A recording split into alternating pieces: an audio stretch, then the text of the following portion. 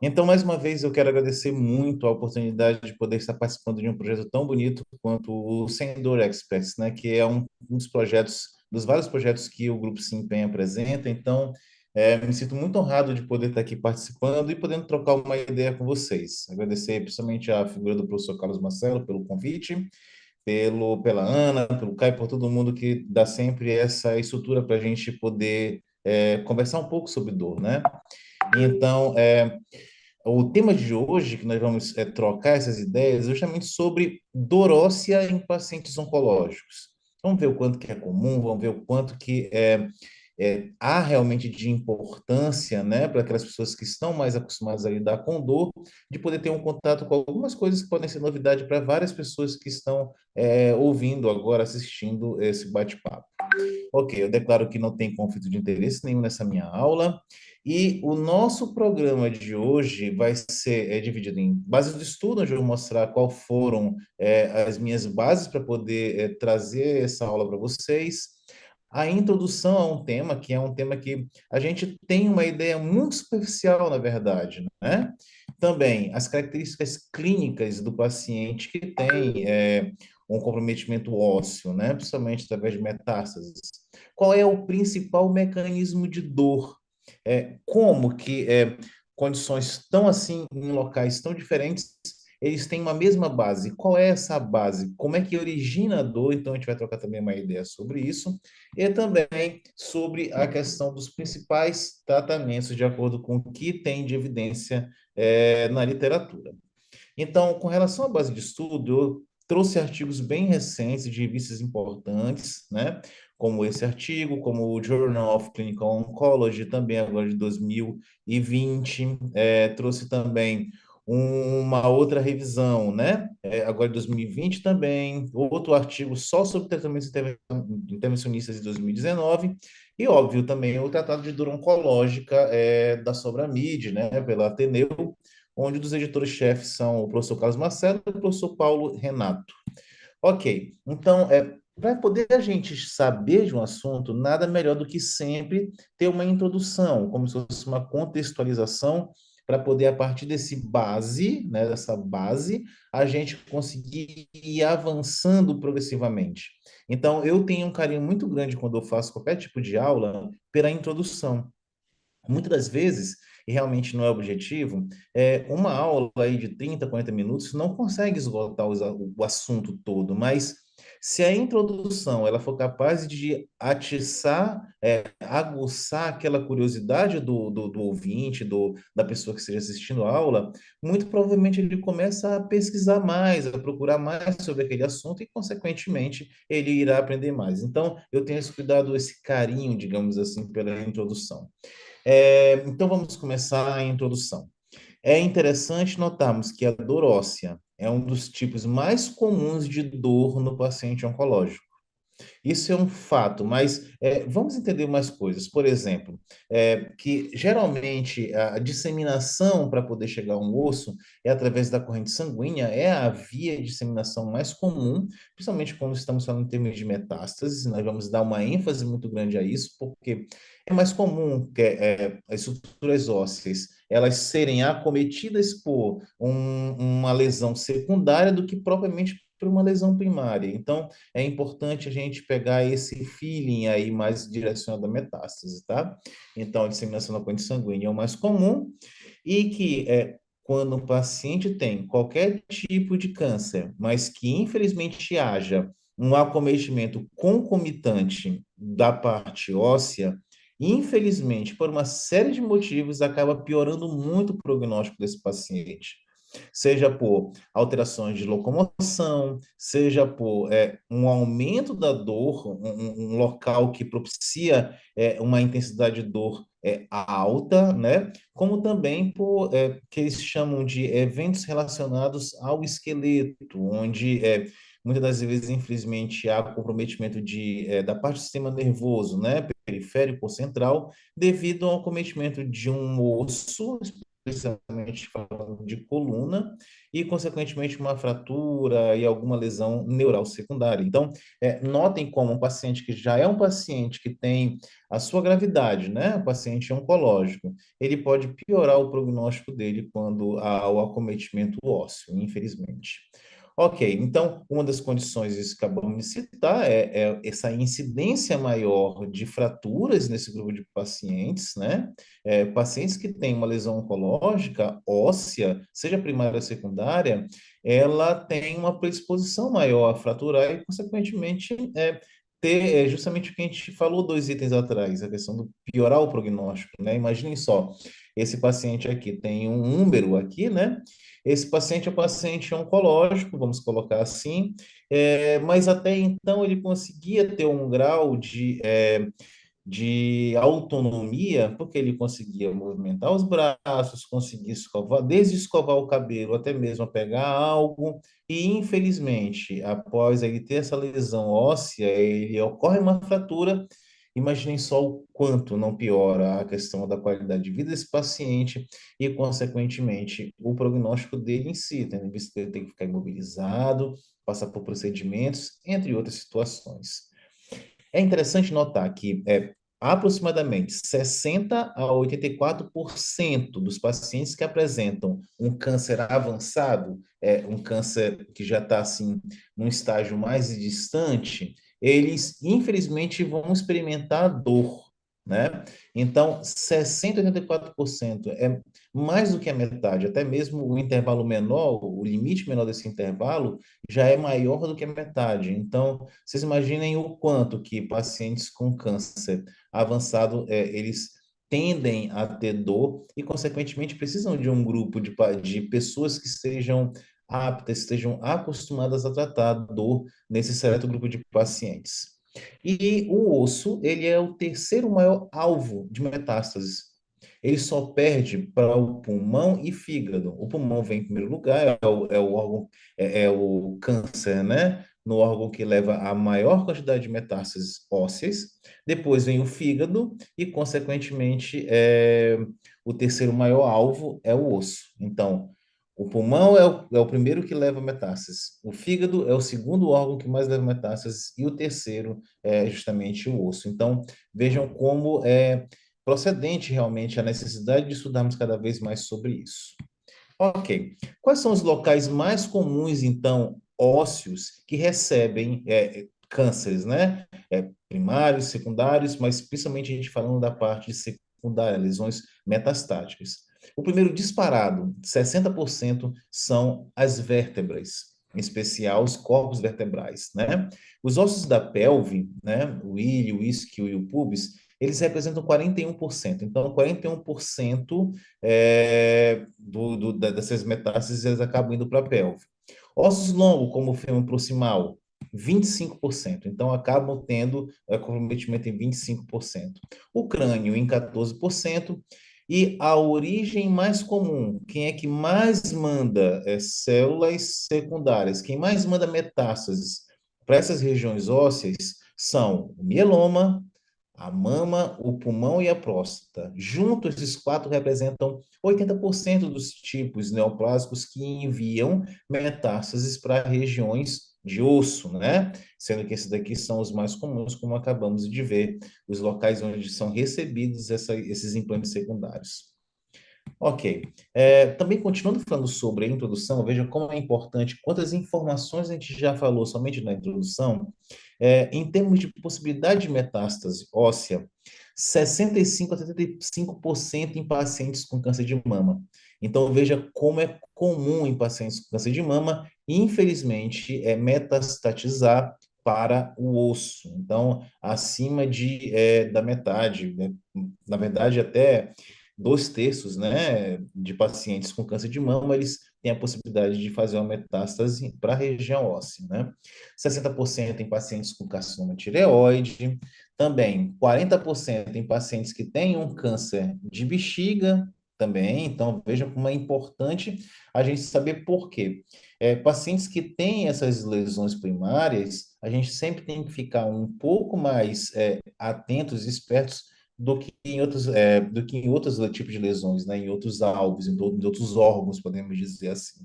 Não que não devamos prestar atenção também quando um paciente tiver uma lesão neoplásica em outro órgão sem ser algum desses que foi citado, mas esses daí são os que têm a maior probabilidade de fazer a metástase óssea. Tudo bem. Então, continuando a próxima etapa, depois de a gente ter visto sobre a introdução, nós vamos falar sobre algumas características clínicas que o paciente com acometimento ósseo oncológico ele vai nos trazer. Olha que interessante. Fraturas patológicas, que são aquelas fraturas, em especial, de acordo com o tema que a gente está trazendo aqui, de algum tipo de osso que está acometido por um câncer, né? Então, essas fraturas ou dor são 20% das apresentações. Isso quer dizer o quê? Que o primeiro sintoma que o paciente sente em 20% deles vai ser ou uma fratura ou dor. Então, olha só como isso daí já é importante para ligar um sinal de alerta na gente, no paciente até então previamente rígido, que apresenta uma fratura patológica, uma fratura que não tem assim uma explicação, não teve nenhum trauma de alto impacto, né? Ou então o paciente começa a sentir dor, uma dor complicada, uma dor de difícil controle. Olha como é importante a gente estar atento na questão de ligar aquele alerta e vou fazer uma investigação. E lembrando, fazendo uma investigação, encontrando uma lesão óssea, é mandatório fazer um screening para poder tentar identificar se há alguma lesão primária e aquela lesão óssea, aí, na verdade, ela já é uma metástase, né? Ok, é importante também notarmos, principalmente nessa época nossa de tanto exame de imagem, que a dor pode preceder alterações em imagem. Então, é importante ter essa informação também nos nossos arquivos, né, digamos assim, para poder a gente estar sempre atento com relação de que o paciente, ele pode, antes de apresentar qualquer tipo de alteração no exame de imagem, ele começar a evoluir com dor. Então, a gente deve ficar atento para isso. Quando a gente não acaba, o paciente tendo uma dor crônica, uma dor aguda, recente, né? E não apresenta nada no exame de imagem, muitas das vezes a gente acaba subestimando essa fonte dessa dor e a gente está vendo aí que, infelizmente, a dor pode proceder sim, alterações em imagem. Essas dores, elas são intermitentes, mas no início elas ficam indo e voltando, e à medida que a doença vai avançando, infelizmente, o que é esperado é que essas dores elas continuem, elas se tornem mais constantes e mais intensas. Então, se a gente fizer um diagnóstico precoce da dor e tratarmos a dor da forma correta no início, consequentemente o paciente ele vai sofrer menos e vai estar mais preparado se a doença realmente tiver que avançar, apesar de todos os esforços que a equipe interdisciplinar há de fazer, né? Então, é bom lembrar que a gente sempre tem que tratar já a dor no início, para poder evitar uma série de coisas, né? É interessante também notar que a intensidade da dor, assim, leve, moderada, severa, ela não está relacionada ao tamanho do tumor, não está relacionada ao tipo, nem o número de lesões e o envolvimento ósseo, quanto aquele osso está envolvido. Existem lesões que são pequenas, mas que são capazes de causar uma dor intensa, intensa mesmo, e lesões maiores que elas não causam tanta dor quanto aquela outra lesãozinha pequena que está ali acarretando sentimentos dolorosos bem intensos do paciente. Então, não há bem essa relação diretamente proporcional, não é uma regra, né? Ok. Então, vi sobre um pouco dessa parte de características clínicas, a gente continua sobre, mais especificamente sobre a dor. Então, quando o paciente tem uma dor que piora o movimento, né, uma dor mecânica, à noite e a palpação, também deve ser levado em consideração, né? Lembrando que, por exemplo, uma lombalgia noturna ou uma cefaleia noturna, a gente tem que colocar como se fossem bandeiras vermelhas, aquelas red flags, né? Justamente pelo receio de ser uma lesão neoplásica. Então, a gente tem que estar aqui muito atento para essas características próprias da dor, como também que em 75% desses pacientes com acometimento ósseo, eles, infelizmente, à medida que a lesão tumoral local vai crescendo, eles desenvolvem a breakthrough pain. E o que é a breakthrough pain? Para que poder a gente relembrar, são como se fossem aqueles picos de intensidade de uma dor teoricamente controlada no seu basal, né? Um medicamento que é paciente bem tratado, o paciente sendo conduzido de forma correta, mas ele tem como se fosse esses escapes, né? Aquela dor que tem característica de ter um início, uma evolução muito rápida, uma curta duração de dor, né? Dor de uma intensidade bem severa, que pode ser espontânea ou quando tem algum tipo de movimentação desse paciente, algum tipo de mobilidade. Essa dor, ela acontece às vezes tão rápida que não dá tempo nem de fazer um medicamento SOS, né? Que é medicamento se necessário para isso, né? Então, é importante a gente ter em mente essa associação tão alta para poder justamente a gente tentar otimizar a analgesia, usar alguns medicamentos, principalmente de rápido efeito, para poder a gente precaver o paciente de passar por um sofrimento tão intenso quanto a breakthrough pain. Ok. Fraturas patológicas que são acometidas devido, a gente acabou de ver lá em cima, lá no início da aula, que pacientes com acometimento ósseo, eles infelizmente eles têm uma probabilidade maior de fratura. Tudo bem. E essas fraturas, né, fraturas patológicas, elas podem levar à compressão, né? Aqui é uma imagem vista meio lateral oblíqua aqui da coluna vertebral, a vértebra de cima, a vértebra de baixo, essa vértebra sã, essa vértebra aqui com uma fratura patológica, né? E ele pode, com essa fratura, ter deslocamentos de material ósseo para a medula espinhal, caso seja no nível que tem a medula espinhal, obviamente, para raízes, para plexos, nervos periféricos, podendo levar ao tipo de dor neuropática, que é aquela dor causada por uma lesão ou doença do sistema somatosensitivo. Então, notem como piora demais o prognóstico. Nós conversamos sobre isso anteriormente, né? E nós temos principalmente dois tipos de lesões que ocorrem nos ossos. Uma a gente chama de lesões osteolíticas, né? Onde há a formação de um osso bem mais frágil, um aumento dessa atividade osteoclástica, principalmente quando a metástase é mama e mieloma, né?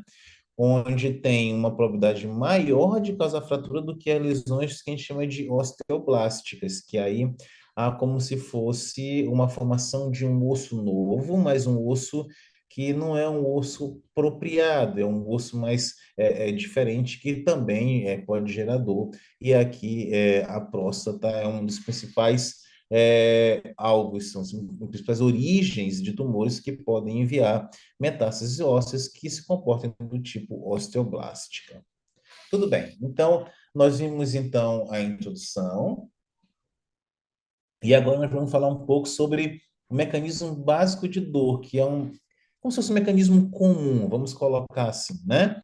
Então, observem só essa imagem. Essa imagem aqui, ela de início parece muito confusa, mas eu fiz uma esquematização aqui que vai simplificar bastante as coisas para a gente. Então, por exemplo, nós podemos começar que o tumor, a célula tumoral, ela produz endotelina, ok? Então, essa endotelina, ela vai nos receptores de endotelina dos osteoblastos, aquelas células próprias do osso que produzem mais osso, né? Produzem mais células ósseas. E ativa, ele produz células mais, novas células da parte óssea, mas também estimula eles a produzirem um ligante chamado RANKL, né? Esse ligante Rankieri, ele é uma figura extremamente fundamental no processo de origem não só da destruição óssea por uma célula tumoral, mas também da dor, né? Então, esse ligante, ele tem um alvo, que é se ligar nesse receptor do pré-osteoclasto. Então, esse receptor chamado RANK, tudo bem? Então, aqui está o pré-osteoclasto e aqui está o osteoblasto. Então, veja só como acaba envolvendo as duas principais tipos de células, né? Que temos aqui. Então, a célula tumoral produz endotelina, essa endotelina vai nos osteoblastos e estimula-os a produzir um ligante chamado RANKL, que vai se ligar nesse receptor do pré-osteoclasto chamado RANK. Tudo bem. À medida que ele liga, ele começa a estimular a proliferação e ativação desses osteoclastos. Então, a gente está vendo os osteoclastos aqui, e esses osteoclastos, então, eles vão se dirigem até a região do osso, desculpem, onde eles vão, através do processo de destruição óssea, ativar os nossos receptores que estão presentes aqui. Então, a gente vê aqui, ó, toda essa trama aqui, ó, como se essas redezinhas aqui, são, no caso, as terminações nervosas livres, né? O nosso receptor que existe no osso. E aí, ativando isso aqui com a fonte álgica, então, a continuação do primeiro neurônio, aqui é o gânglio da raiz dorsal, né, que é o núcleo desse primeiro neurônio, faz a sinapse com o segundo neurônio, terceiro neurônio, até ser percebido lá na região do encéfalo. Então, célula tumoral produziu endotelina ativou seu braço, produziu o Ranquier, esse ligante que ele vai se ligar no receptor aqui do pré-osteoclasto, ao se ligar, estimula a proliferação e ativação dos osteoclastos que vão lá destruir o ossinho. Consequentemente, eles ativam os nossos receptores e há o processo natural de primeiro, segundo, terceiro neurônio, aquele processo básico, né? Até ser percebida a dor pelo cérebro, né, pelo encéfalo. E ao mesmo tempo também, a própria célula tumoral, ela vai ativar outras células, como células do sistema imune, né, como células estromais, e essas células elas vão produzir alguns fatores que também vão se ligar em receptores que vão ativar os nossos receptores. Aqui, por exemplo, produzindo prostaglandina E2 e ativando os receptores de prostaglandina, consequentemente ativando o DO, assim como também receptores de bradicinina e citocina, entre outros. Então, basicamente, esse é o mecanismo comum que leva uma através do acometimento ósseo oncológico, ok? Tudo bem. Então, tendo em vista tudo isso daí, a gente vai encerrar conversando sobre o tratamento. E quando a gente pensa no tratamento, os objetivos são o alívio da dor, obviamente, a prevenção da progressão da dor, aquela questão. É melhor que a gente pegue a dor no início para poder a gente impedir que haja esse aumento, né? E o paciente sofra tudo isso daí, fora todas as questões inerentes de uma dor mal controlada que ocorre no paciente. E também a prevenção de eventos esqueléticos associados, como compressão de medula, compressão de raiz, entre outras coisas que pioram muito o prognóstico desse paciente. Esse tratamento ele deve ser sempre multimodal, através de tratamentos farmacológicos e não farmacológicos. Então, devemos sempre pensar em um tratamento composto, não apenas de uma única tipo de atividade, ok? E os objetivos, na verdade, os tratamentos seriam analgésicos sintomáticos e os anticânceres. Eu vou mostrar melhor para vocês. Quando a gente fala de tratamento anticâncer, eu estou falando de tratamentos que sejam direcionados para o câncer, e não especificamente para a dor do câncer, ok? Então, a cirurgia local, a radioterapia, tratamento sistêmico através de quimioterapia, terapia hormonal e imunoterapia, são tratamentos que chamamos anticânceres, assim como tratamento molecular também. Tá, mas qual é a função disso nessa nossa aula de hoje? É porque qualquer uma dessas atividades aqui, que geralmente quem dirige é o oncologista, eles vão reduzir a massa tumoral, eles vão diminuir a infiltração tecidual local e, consequentemente, esses pacientes eles vão ter uma melhora da dor. Se eu tenho uma massa tumoral que está muito extensa, que pode estar causando uma destruição maior, lembrando que não é uma coisa assim certeira, né? Quanto maior a massa tumoral, maior a dor. Não quer dizer, mas principalmente quando compara um com o outro. Mas, por exemplo, se eu tenho uma lesão que ela tem 1 centímetro, por exemplo, e essa mesma lesão alcança 2 centímetros, se ela reduz para 1 centímetro mais uma vez, a tendência é que diminua a dor. Quando a gente fala que não importa muito o tamanho, é comparativo entre um tumor e outro, ok? Imagine só, uma infiltração tecidual local que é reduzida. Provavelmente o paciente é melhorador. Então, o tratamento anticâncer, queira ou não queira, ele acaba se tornando um tratamento, em última instância, um tratamento analgésico também. E sobre o tratamento analgésico, a gente tem a escada da dor, que a gente está bem batido nisso, né? Nós também temos as terapias ósseas dirigidas, medicamentos que têm o osso como alvo, né? E os adjuvantes, em especial os corticoides, os anticonvulsivantes. Os corticoides, medicamentos que a gente tem, assim, desde a graduação, muito contato com eles, ali agindo na questão do metabolismo do ácido araquidônico numa parte bem acima dos anti-inflamatórios não esteroides, né? que já vão agir ali na ciclooxigenase, o corticoide já pega lá no início, e os anticonvulsivantes, principalmente a pregabalina e a gabapentina, que tem alguns estudos, alguns bons estudos mostrando sobre a importância deles, né, no caso, no tratamento analgésico do paciente com dor óssea oncológica. Ok, então, mais uma vez, quando a gente fala de tratamento anticâncer, radioterapia, cirurgia, né, tratamento sistêmico e tudo mais, terapia dirigida para o osso, nós temos principalmente os bisfosfonatos e os anticorpos monoclonais, os analgésicos, né? Nós temos os analgésicos comuns, anti-inflamatórios opioides, principalmente adjuvantes, corticoides, anticonvulsivantes, e continuando o tratamento anticâncer, cirurgia, cifoplastia e ablação. Ok, vamos continuar vendo. Então, quando a gente fala de cirurgia, gente, a gente deixa indicado, lembrando que o ideal sempre é tratamento multimodal, tá? Para pacientes que têm alguma situação que esteja levando a compressão da medula espinhal, quando tem a histologia desconhecida, não sei se poder você ter o diagnóstico lógico, quando o paciente tem recorrência após radioterapia prévia, ok? E quando o local é único de compressão, então quando se identifica um único local de compressão. Essas são as melhores indicações para os pacientes para poder realizar a cirurgia.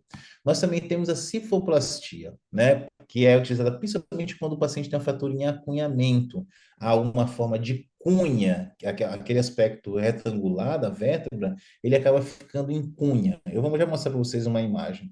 É interessante que a gente usa esse tipo de procedimento quando o paciente não tem compressão medular, não tem instabilidade e tem uma dor mecânica persistente, que seja refratária, a gente pode usar. E como que é esse procedimento? Então, observem só esse vídeo aqui. Então, quando a gente observa uma fratura em acunhamento, vocês estão vendo como está o corpo vertebral, aqui é a imagem oblíqua anterior, né? Aqui é a parte anterior e aqui é a parte posterior, costelas, né? Aqui tem a parte da articulação, processo transverso, aqui o corpo vertebral, perdão. A gente observa aqui que está acunhado, teve uma fratura. Tudo bem. Então, à medida que essa fratura ela seja uma fratura que cause uma dor persistente, não haja uma compressão medular, que a gente acabou de citar, senão aí é cirurgia propriamente dita, né? A gente pode utilizar a cifoplastia. E qual é o objetivo da cifoplastia? É a gente tentar restaurar a altura prévia dessa vértebra e também dar uma solidificação maior através de cimentação. Então, a gente faz uma incisão pequena, só poder passar uma agulha especial através do pedículo. Esse procedimento é guiado pelo fluoroscópio, pelo arco em C, então a gente tem um arco em C dentro de sala, e essa agulha, ela avança até chegar no corpo vertebral. Quando ela chega no corpo vertebral, lembra que a vértebra ela está com um formato em cunha, houve uma diminuição da altura dela, né? A gente passa por dentro dessa agulha um balão, nós inflamos esse balão para poder ele tentar alcançar o mais próximo possível a altura da vértebra previamente à fratura, ok? Só de fazer isso, o paciente aí ia melhorar bem da dor, né? Só que também, pela mesma agulha, nós passamos um outro catéter, onde nós injetamos como se fosse um cimento, né? Geralmente aquele polimetilmetacrilato. Então, há a injeção de cimento para poder dar uma base maior para essa vértebra, diminuir a chance de uma nova fratura. Então, é bem interessante que se faça bilateralmente para poder ficar bem homogêneo, ficar uma coisa mais assim parelha, e tudo isso é guiado através de um procedimento do fluoroscópio, né? Um procedimento minimamente invasivo que a maioria dos pacientes tolera muito bem, né? Pode ter ser feito com uma sedação e com o bloqueio local também, né? Anestesia local. Ok. Quando a gente fala de radioterapia, já falando um pouco, puxando para o tratamento anticâncer, né? É provado que a radioterapia, falando de dor, não estou falando da eficácia dela na própria lesão tumoral, tá?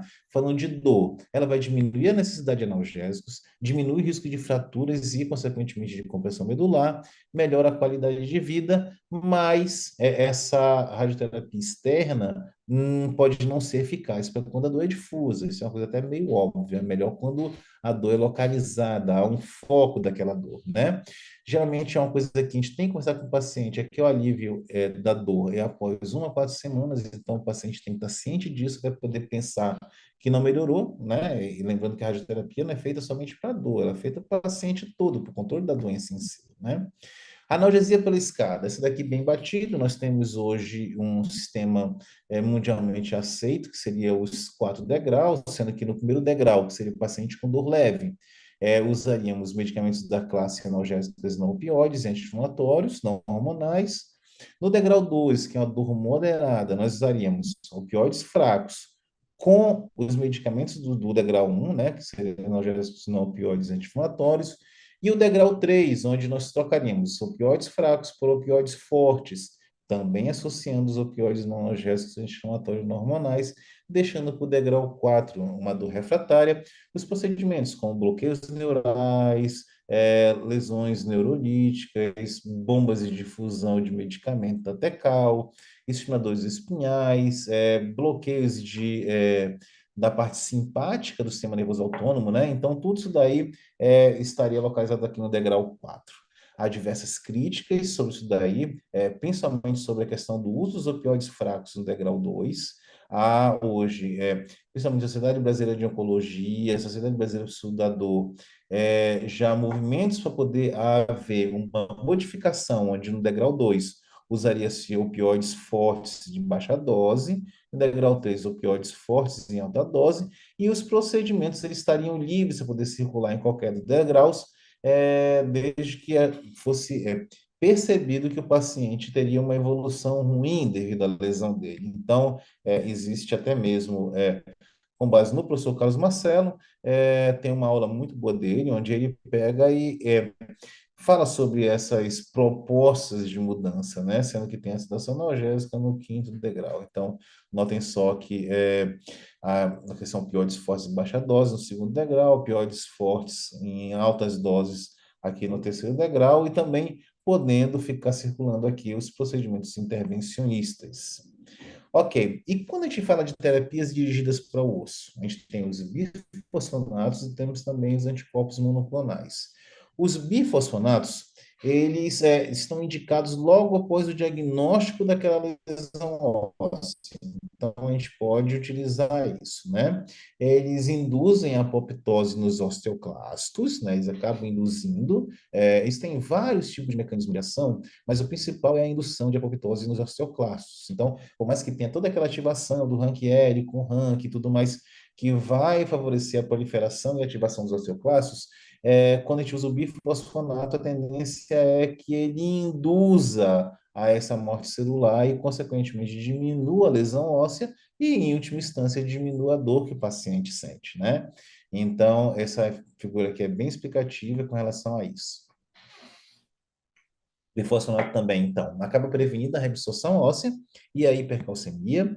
Também diminui a necessidade de analgésicos, porém, tem efeitos renais variáveis, é uma coisa que tem que ser individualizado, principalmente quando o paciente tem alguma alteração nesse sentido. E também uma das complicações mais temidas é a osteonecrose de mandíbula, que pode ocorrer com esse tipo de medicamento. Anticorpos monoclonais. Então, olha que coisa interessante. Nós temos o denosumab, que ele vai justamente agir ligando-se ao RANKL. Então, vocês lembram como é que era? Tumor celular, ele acaba produzindo luteína ativa o seu blasto, que secreta o RANKL, que vai se ligar no RANK, que é um receptor aqui do proteoclasto para poder fazer a maturação dele, vamos colocar assim, né? E esse denosumab, ele acaba impedindo essa conexão do RANKL com o RANK, então, consequente, não há, ou pelo menos não há uma diminuída proliferação e ativação dos osteoclastos, consequentemente, uma reabsorção óssea, uma lesão óssea menor, menor ativação de nociceptor e menor percepção de dor, né? Eles são alternativas ao bisfosfonatos, principalmente quando os tumores são sólidos e mieloma, reduz mais o risco de compressão medular e melhora funcional, mas também aumenta o risco de osteonecrose de mandíbula, também ocorre isso.